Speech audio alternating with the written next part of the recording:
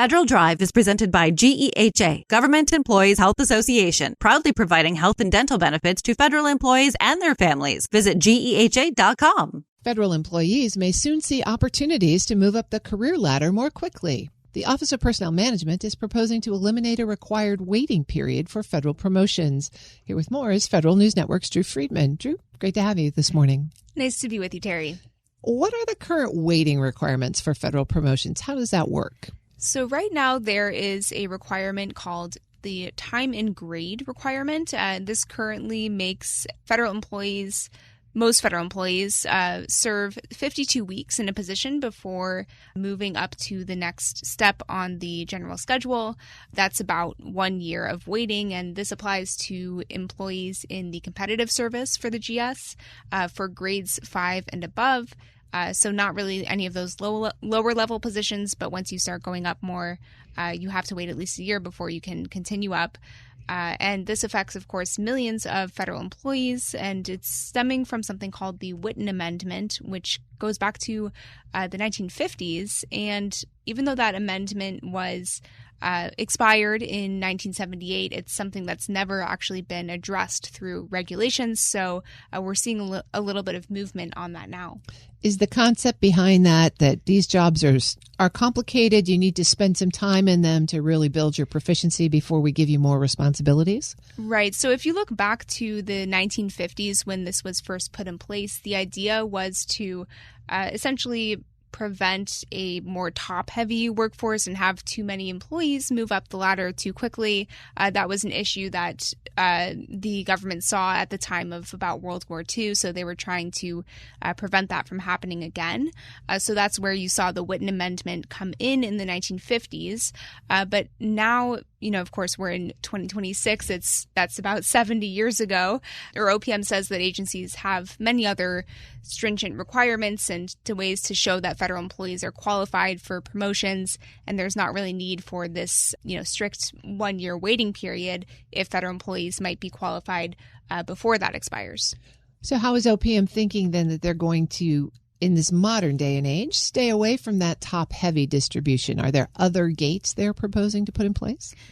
It seems like they're, just trying to shift the focus more towards merit and towards the actual performance of employees rather than tenure. That's something we've seen from the Trump administration more broadly, this idea of prioritizing just employees' qualifications and skills rather than just how long they've been serving in the position. So, I think it may come back to just some other types of assessments and performance measurements for employees rather than just having it be based on how long they've been serving in a position. Have they tried this in the past over the 70 years duration? Have some efforts been more successful than others?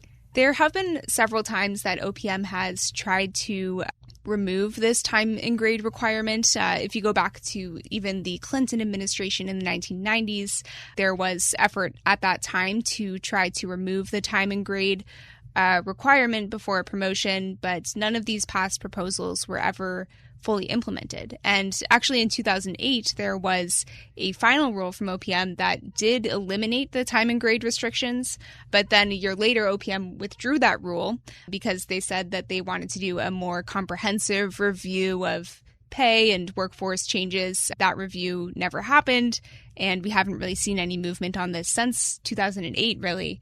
So now OPM seems to be coming back to the drawing board here, proposing these regulations and trying to, get rid of this once and for all. Is there any position on the other side of the fence? Do folks like the employee unions like the time and grade rule? It's not clear. I haven't heard from any unions on whether or not, this is something that is important to them to keep, but it seems like generally this is something that has crossed different administrations as something of interest to modernize federal hiring and modernize workforce promotions. But no union has really commented on it yet. But this is, of course, a proposed regulation, so we may see some reactions here from unions, from other stakeholders in the next couple of months before OPM moves forward through the regulatory process here.